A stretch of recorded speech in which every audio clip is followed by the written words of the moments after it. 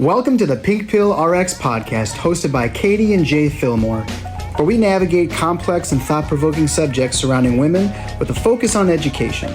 For shorter form content, follow us on TikTok at Caters88. That is KATORS88. If you enjoy this podcast, please give us a follow.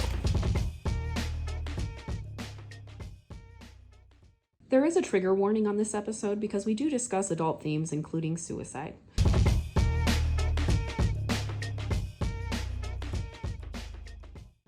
Thank you for joining us for part 2 of How the Patriarchy Hurts Men. If you haven't listened to the episode from last week on Monday, you might want to go back and listen to that before you listen to this one, because we're going to jump right in. Boys are targeted by patriarchal norms and expectations from a very young age, often starting in early childhood. So we're going to go through the years. So this 2 to 3 years old. Even as toddlers, boys may be discouraged from playing with feminine toys or showing certain emotions. This conditioning can begin as early as 2 to 3 years old.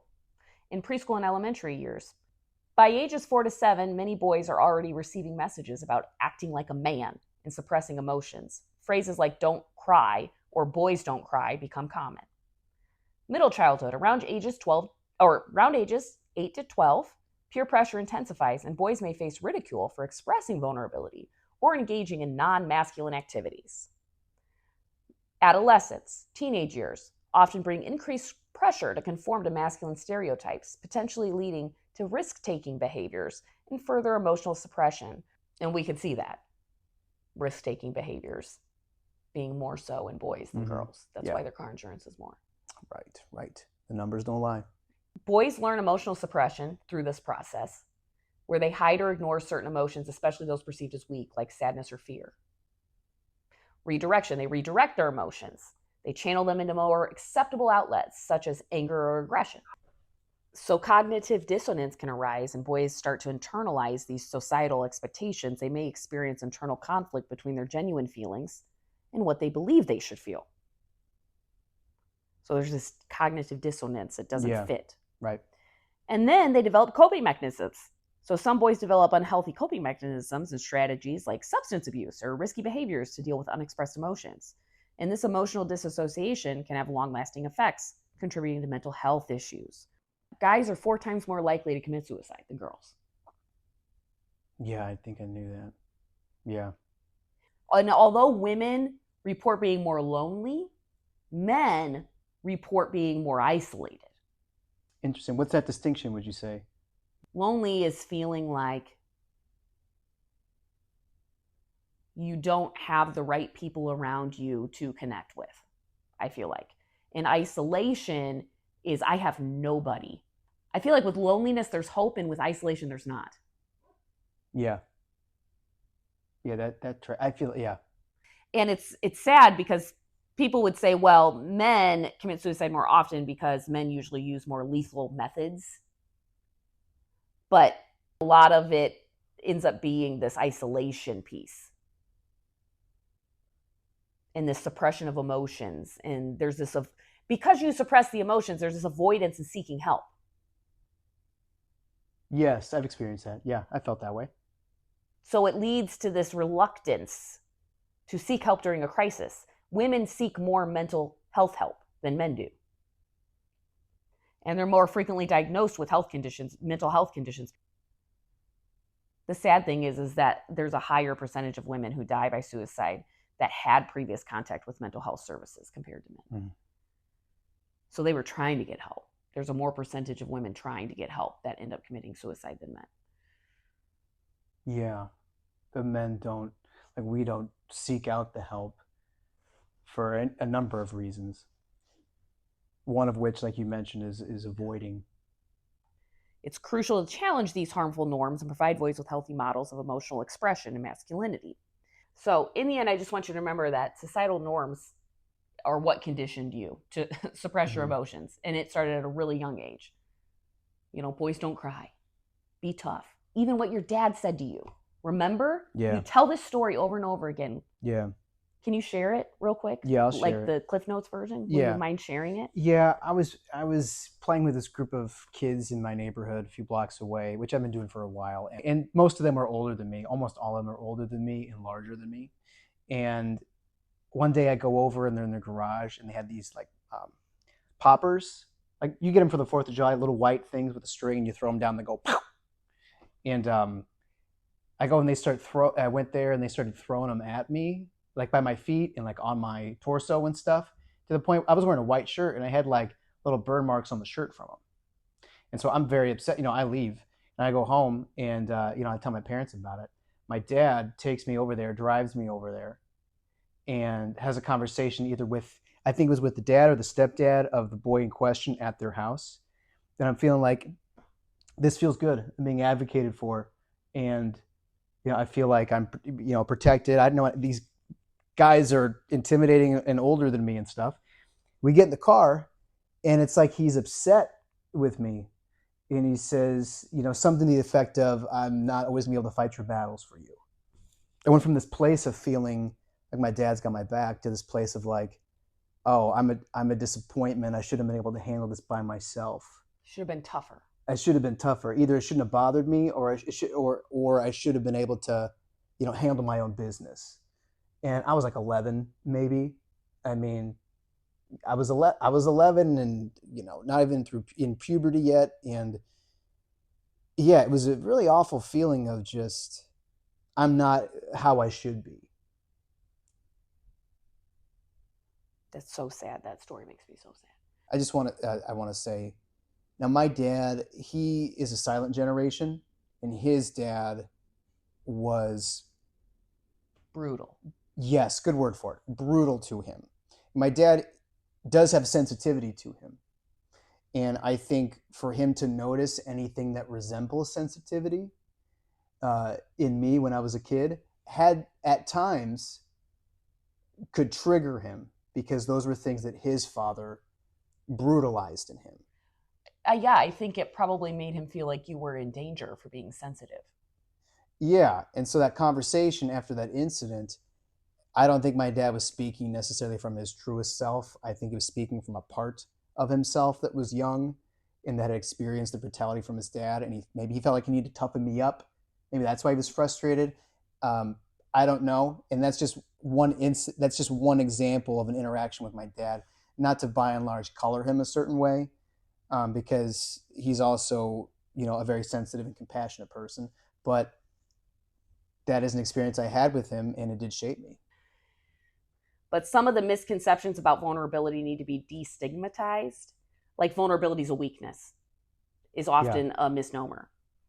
I would just like to comment that the idea of strength is almost like it's the ability to bear a burden, right? When you're lifting something that's heavy or carrying something heavy, or that's strength, right? When you're able to overcome gravity to a certain extent and lift heavy weights, that's strength. And I think in being more emotionally vulnerable and talking about what's going on inside internally, that takes strength, because you are having to bear some type of burden.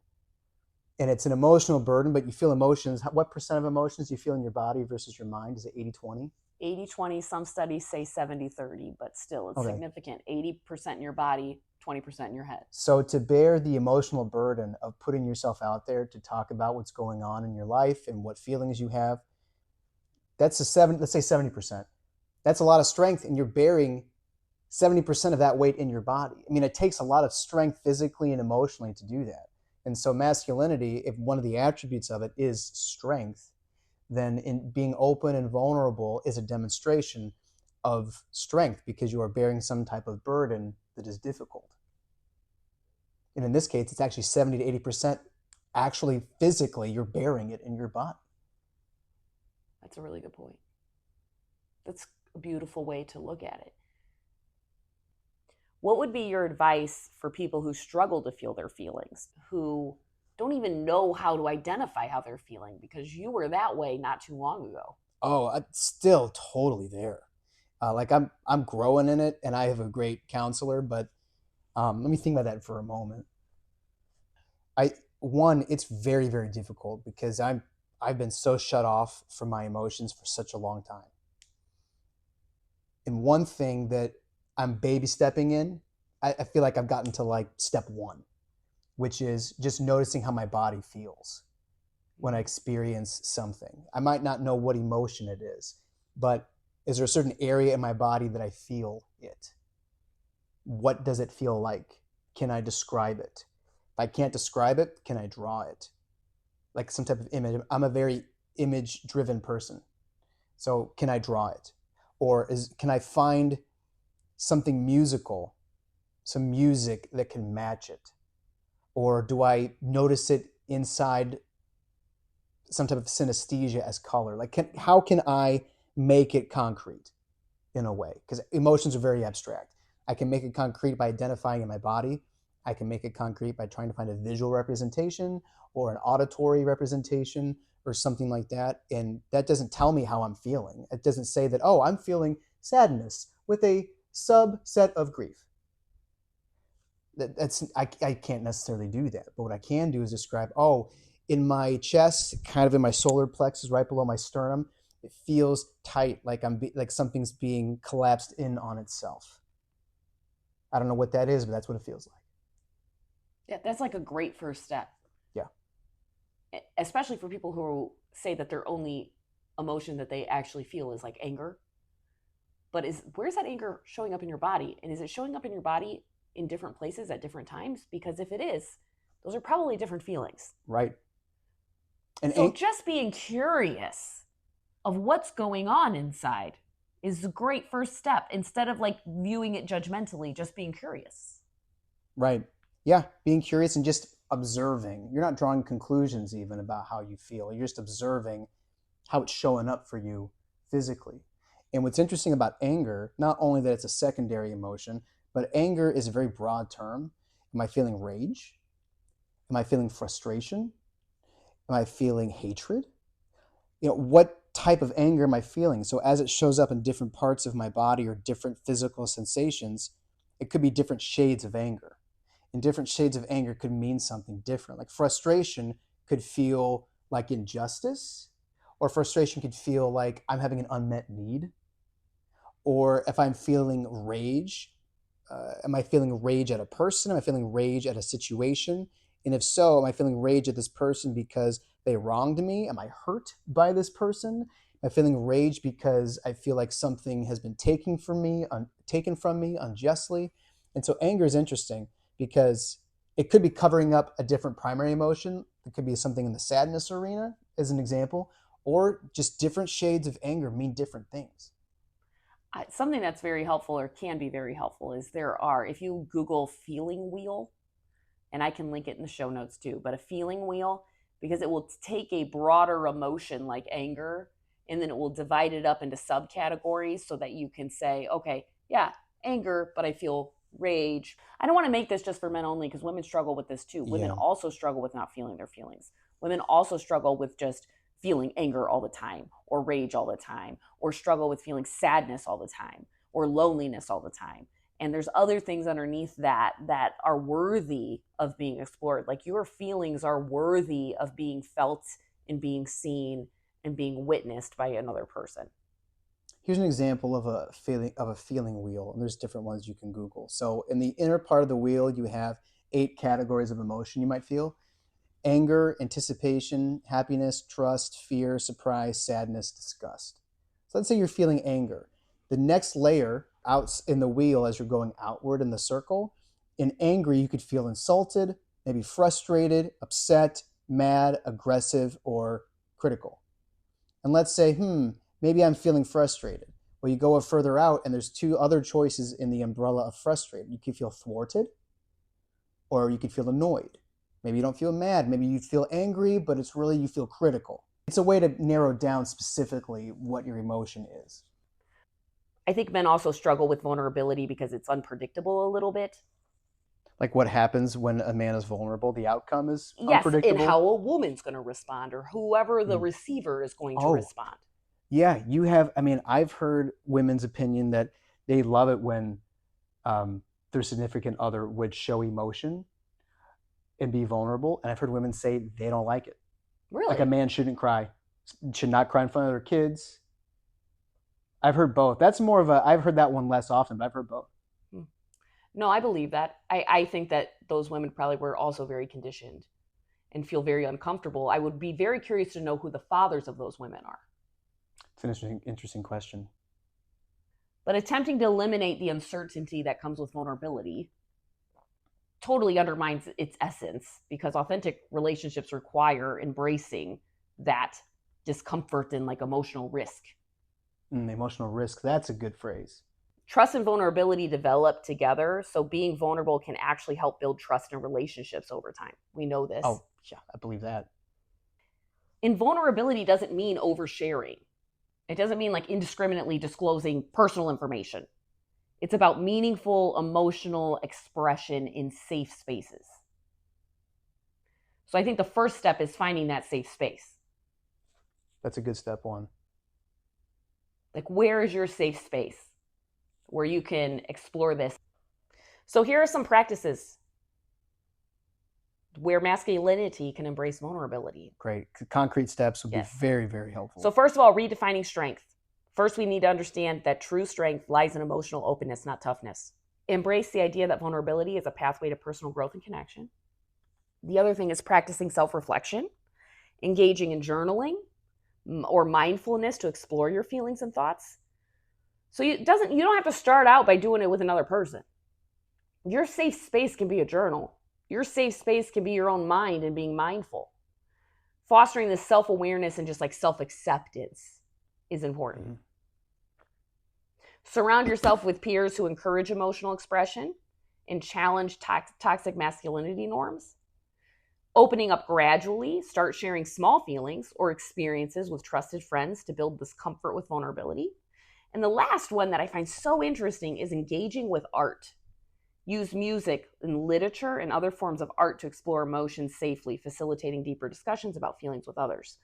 And another thing that I had read when I was doing research for this was that men can develop more empathy by reading fiction. Right, you mentioned that the other day. On a biological level, everybody has the same amount of neural connections and ability to experience emotion. If they do not, it is a like a defect, like a birth defect of some sort, or some kind of injury of some sort that would prevent that from being the case. Now, there are some structural differences in female brains that do give them a little bit of an edge on the empathy side of things. Okay? But as far as experiencing emotions, that has nothing to do with that. Okay? But they can empathize with other people slightly better than men can. On a structural level, it appears. Okay. However, the scientific consensus indicates that the boys' decreased emotional skills are largely a result of societal conditioning rather than biological differences. Research shows that from an early age, boys are socialized to conform to rigid gender norms that discourage emotional expression and vulnerability. And this socialization creates a framework where boys learn to suppress those emotions, leading to difficulties in emotional regulation, interpersonal relationships. And while both genders possess similar emotional capacities, societal expectations shape how emotions are expressed.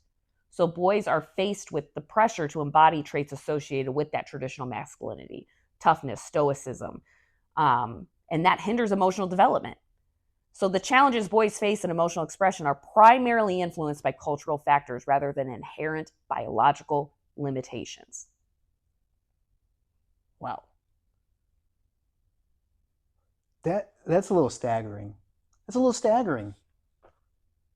But just the scientific community agree. Yeah, that's the deal. That's what's happening here. So then, because that's not how men present in society, then it's something that is imposed upon us through nurture, mm-hmm. that develops us to be the way that we are. I wonder how much this comes out of like more ancient war culture. It is. So there are some people who have commented on TikTok talking about how there's this culture that you have to rough men up for the draft. Mm-hmm. Yeah, and if you're cold, because men are the ones who are physically, as a rule, are physically stronger, and the ones that, the one that fight the wars. Because if you have your women fighting the wars, then, you're not going to be able to reproduce your population. But Yeah, I think our brains also epigenetically are conditioned to turn off more of the emotional stuff and be tougher, not just by nurture, but epigenetically, because historically that's the way that men needed to live in order to survive and to protect their family unit and stuff like that. I would like to know, after all that information, do you see yourself any differently? Yeah, not merely that I'm not as different from my peers, my male peers, as I thought, but also I really have been harmed by something, you know? And it's one thing to talk about patriarchy and what it does to women, but when I can concretely see what it does to men and to boys, of which I am one, it hits home in a different way because I have been, without my permission or consent, have been formed a certain way and conditioned a certain way that I don't like and that I don't want and that robs me of male relationships because other guys are conditioned the same way. It makes me feel grief. Grief also for the men that you're surrounded with, probably too. Because they experience the same thing. That's why you can't emotionally connect with them. Like when I view other men that I'm close with, I wonder to myself, are you trapped in there too?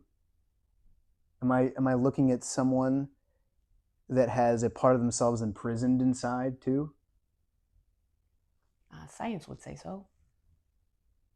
And I think that this is the first time I'm hearing this information, so right. Upon digesting it further and kind of meditating on it and contemplating it, I think it has potential for me to view my male friendships differently. Maybe you could stick it to the man, aka the patriarchal system, by being the person you want to be. It is dangerous for the status quo systems that we have in the world, economically, in terms of government, in terms of healthcare, regulation, all different types of stuff.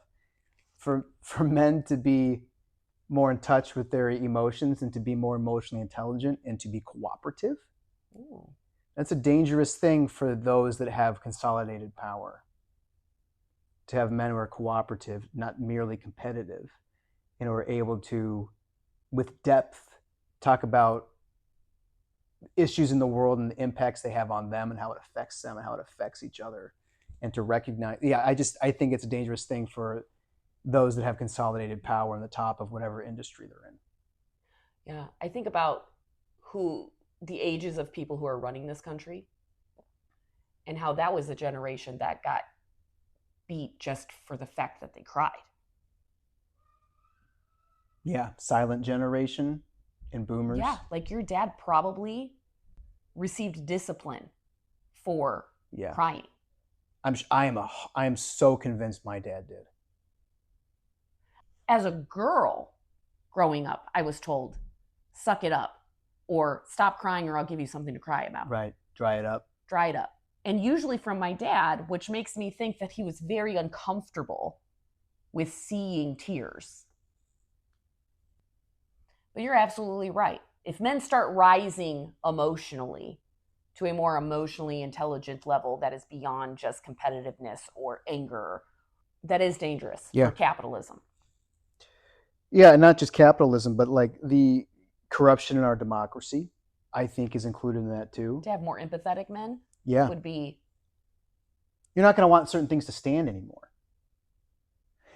And I have some hope with that because I do believe that millennials are a little different. I feel like you see stats about millennial dads who are involved with their kids.